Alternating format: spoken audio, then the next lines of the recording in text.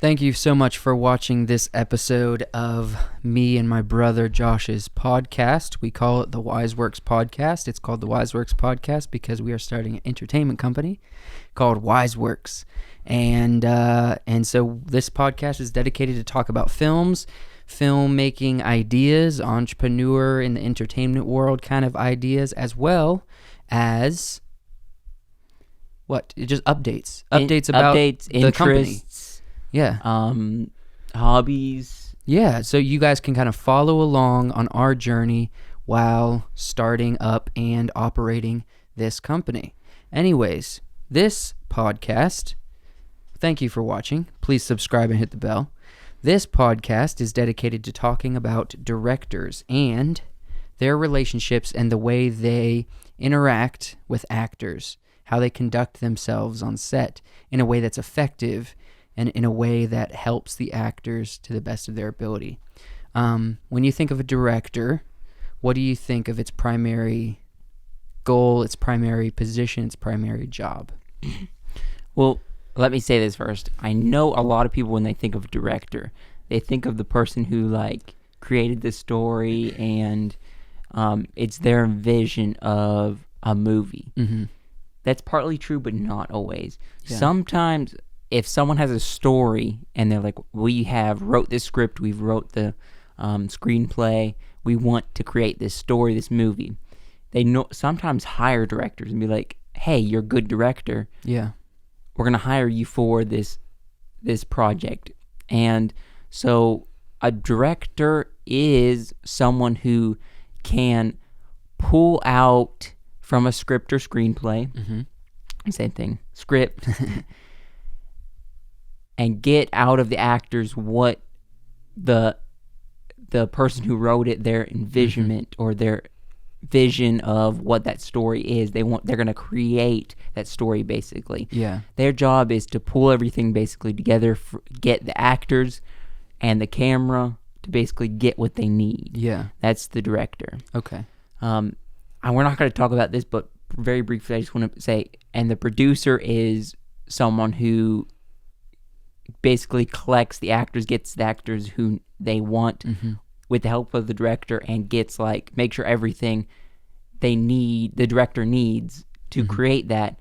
The producer is the one to get that, basically. Yeah, the producer is the boss, but the director is the one with the creative vision. Yes. So the producer is working on all of the details and making all the dots connect in order to get the production to happen, but the director is focused on the creative and is looking at all of those aspects of the film, the creative, the acting, camera work, all of that stuff. Yeah. In preparation for this topic, I looked at a number of things, a few directors, interviews, some directors I haven't even heard of, but very insightful, about what they believe to be good directing and interacting with actors. I also got some actors' perspectives on what they believe about their craft, Yeah. One thing that I did notice, and I kind of knew it going into this research, is that actors, a lot of people think that actors have a sense of not very much self-identity. You know what I mean? Almost like they don't have a sense of personhood for themselves, so that they're able to just step into all these different characters, all these different personalities, all these different, behavioral tendencies of different individuals or fictional characters. And so what I've noticed is that that's definitely not true. There are some that might have that sense of it, but honestly, that's could be the opposite. They have a very clear understanding of what a person's identity and what they're driven by, and they're able to step into things because they have such a clear understanding of human emotion and human identity for themselves. Do you think a good director is a good actor? Oh, for sure. But the thing is, in my opinion, and again, I've made a few short films, and some of them, they're not really short. I made a 45-minute short film, and I've made and we co-directed a nearly hour-long, 52 minutes short film, and they're not the highest quality, but And then I've done like 2 or 3 other short films, and then I've also directed a bunch of different video projects. So I have a good bit of directing up to this point. And so I've honestly taken a different directing style with each video because I learn something new and I try to implement it. Yeah. And the thing that I think of today is not how I've directed in the past, honestly, a director has to be a great actor. And in some ways, in my personal opinion, should be at least studied enough to maybe be a better actor than the actors you have on set. A lot of times the actors you have on set, actors are great, a lot of times very skilled people. But a lot of times that the director has to have a sense of human emotional intelligence to be able to interact on multiple levels. Mm-hmm. So what do I mean by that? Well, pretty much what I'm kind of leading to is when a director is directing a person, I've done this plenty of times in the past, you talk to the actor and you're like, okay, this person is angry, because, maybe you're about to get in a fight or someone's challenged your intelligence or someone's, disrespected you. You have to be angry. You have to be frustrated. So I want to see those emotions, That is a bad way to direct. That's not the right way. So what you're going through, and a way that I haven't even done before, what a lot of directors do, that if you start talking about that, then they're just going to be acting. And directors, actors, a lot of times this is their craft, this is their skill, this is what they do. And so their whole career is wrapped around being a good actor a lot of times. And this is also why not everyone can just pick up acting, Mm-hmm. They really take ownership of it.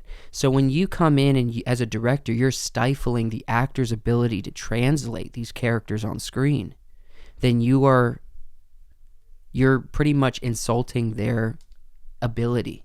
You're insulting their skill and their craft. A lot of times what good directors say that they do is that they will, how to conduct themselves, like the name of the video, is they come into it and they, at the end of a take, when they say cut, a good director, the first thing they're going to say when they say cut is they're going to say, very good job, thank you. And then they're going to come and give them more instruction. Why do they say that? Because if they don't say thank you, then you're just moving on, you're going and ignoring them, you're talking to the camera person, you're just moving on, you are ignoring an actor's hard work. And because they're actors, a lot of times people disrespect their time and their acting as if it's not worth anything, but it is. If you take it seriously. They're working hard to make this character believable, to adopt a sense of identity that this character is supposed to have. And so a good director is going to thank them for that work almost after every take, because it creates a good atmosphere and a good relationship, even subconsciously, between the director and the actor, and that's so important. It also is going to allow the director to connect with them on an emotional level, to be able to feel the character's emotion. So if you come into a scene and you say, I need you to act more sad, they say cut, they didn't act sad enough for you as a director. So you come in, I want to see a little bit more sad. You ask someone else comes and asks that actor what they're feeling, they're probably going to say something like, I'm confused and I'm a little annoyed that the director is wanting more from me when I'm trying to give everything I have. You know what I mean? Mm-hmm. All of a sudden, they're not feeling what you want them to feel. They're feeling annoyed and they're feeling confused, and that's the opposite of sad. So now they're going to be acting. They're not going to be actually sad, which is what you want from your actors. You want them to feel the emotions. And so a good director, when they're conducting themselves, they're going to be thankful. They're going to be very intentional about communicating with their characters, with their actors who are carrying the characters on their back. And they're going to talk to them, and they're not going to tell them what they need. They're not going to tell them how they can improve constantly. They're going to try to bring them to feel the emotion that they intend for that character to have. If they don't have enough, then you're not going to come and ask for more. You're going to come and say, okay, this is what your character's feeling. Explain the scenario, maybe even in a personal way if you know them on a personal level. Explain to them exactly what this character's feeling. And a lot of times the actor's already thinking about these things, but it helps for a director, an outside voice who no one else is communicating with them, to come in and say, this is the scenario, and this is how you as an actor would feel. You know what I mean? Yeah. I got lost in my conversation with myself a little bit there. You did. You kind of were going on a rant. I know you had a thought when you were talking about wanting to do this episode, so I kind of let you say what you were going to say. Yeah, but you threw me off when you leaned back and yawned. The biggest yawn I've ever seen come out of someone's mouth. You better show that in this video. You better show that yawn. Maybe. Yeah, I would agree with everything that you just said. Going back to, for me personally, I haven't done a ton of acting, not acting, directing. Yeah. But I would say I'm not great at acting myself. Mm-hmm. I know we were talking about earlier, acting, a great director has to be a good actor. Yes, that's partly true. I agree. For me, I'm not great at acting. I've never been like great acting. I mean, I can do this, but I'm not the best at talking in front of a camera, just showing emotion. But I would say, for me, I feel like I'm decent at getting people to do what they need to. Mm-hmm. So I guess it's a give and take somewhere. I mean, it's not 100% just the director. I mean, it's the actors too, being able to relay their emotional ability and them to show the emotions that the character's needing, and then the director kind of directing them in what the scene needs. Yeah. So, maybe that's something interesting that us co-directing could be beneficial. Mm. There's a lot of things that the director has to deal with on set and can pull away from focusing on the actors.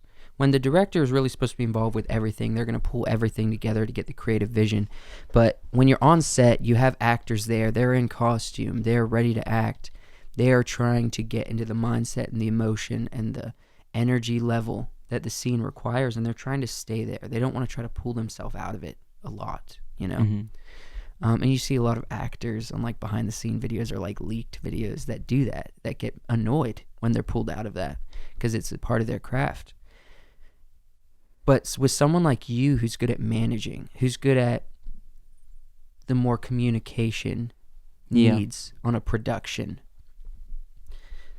maybe us co-directing is very beneficial. So like camera shots, audio information, all these different things, the technical side, the organizational, the management side of directing could fall on you, And if I have more of the ability to, or the desire to work with actors for performance, then maybe I can focus more on that, and that would be beneficial.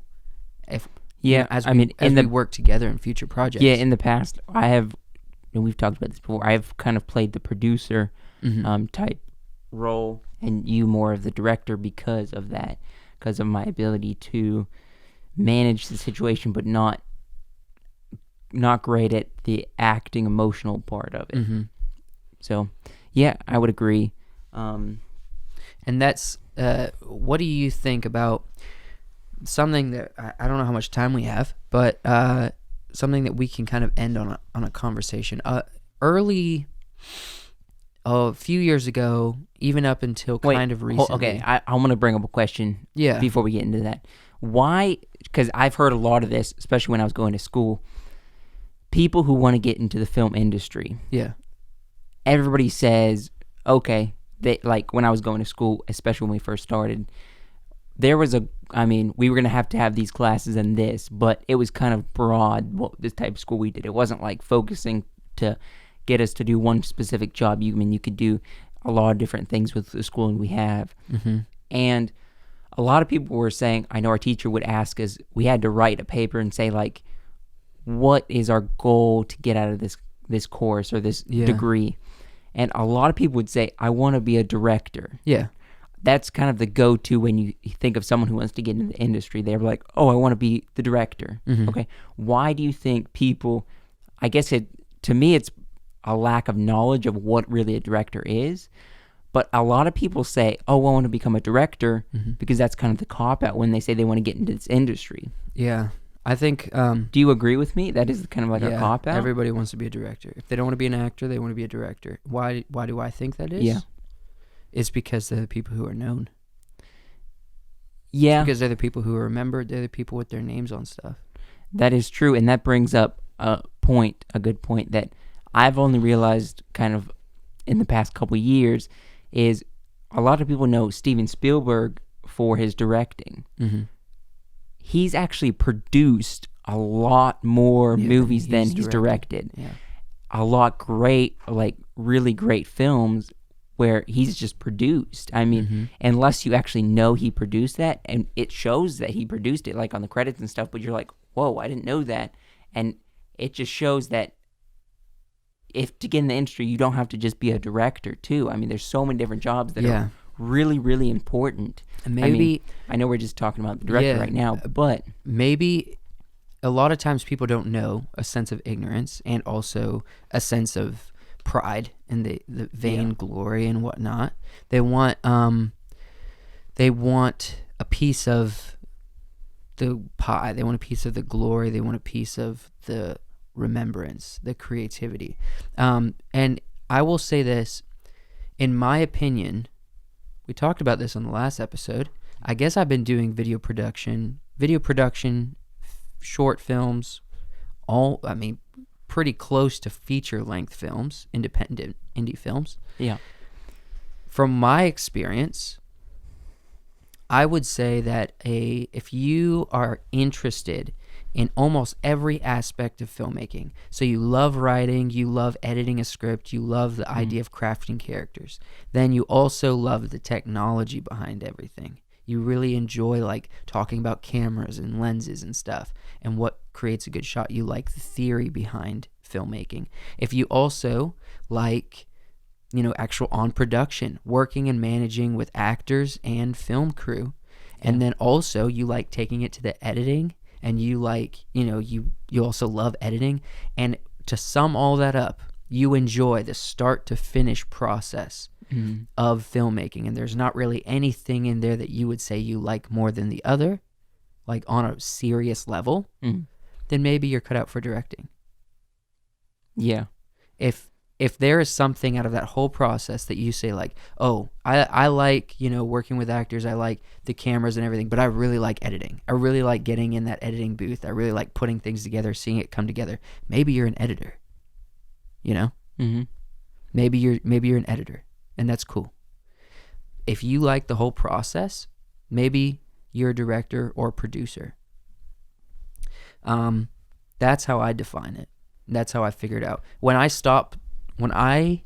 I feel like, although I'm very entrepreneur minded, and so that's why we're trying to start this company. Yeah. So if there comes a day where I'm like, okay, I don't like editing anymore, then maybe I need to start thinking about, maybe I'm not a director, maybe I'm a director of photography.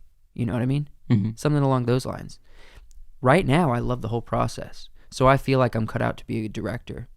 But if I start feeling like I don't like an aspect, or maybe I just want to take a break for something, I'll seriously consider if I'm cut out to be a good director. Yeah, so what I'm taking out of this is you basically have to like start to finish. Yeah. A lot of people say they want to be a director, but you're not cut out. A lot of people are not cut out to be a director. And you can kind of understand if you actually truly like something if you find yourself taking the time to learn it. If you find yourself taking the time to learn how to edit and you're constantly growing your skill there. If you learn the basics and you're like, okay, I'm good, I don't need to do that anymore, then you probably actually don't like editing. A real editor is going to be interested in learning the new stuff, learning how to get better at it, and learning all the tricks and color correction and audio mixing, all these different things. They're going to learn how to, be better on set, the new equipment to make shots better. Yeah. And that's even just how a director conducts themselves throughout their career and in the video filmmaking, field than just with actors. Yeah. But I feel like that was a good thing to end on. I don't think It I need was, to bring yeah. up something else. So, if you found this informative, if you found this interesting, do you think you're a director? You're asking a lot of questions. Answer in the freaking comments. Just answer. Just give us a one-word answer. Just a little type. Hit submit. Of course, if you're going to comment, you have to be signed on And subscribe. with your... Well, you don't have to be subscribed, but if you're not, you should. Because if you're going to leave a comment, you have to be signed on to your Google account. And if you're signed on to your Google account, it's just as easy for you to subscribe. So subscribe, hit the bell. We really appreciate that. We appreciate you guys watching through the whole video. We are here to make geeks out of you for our work. Yep. All right. I guess, any final thoughts? Nope. That is all. There's a plane coming. Thank you so much for watching this video. We will see you next time.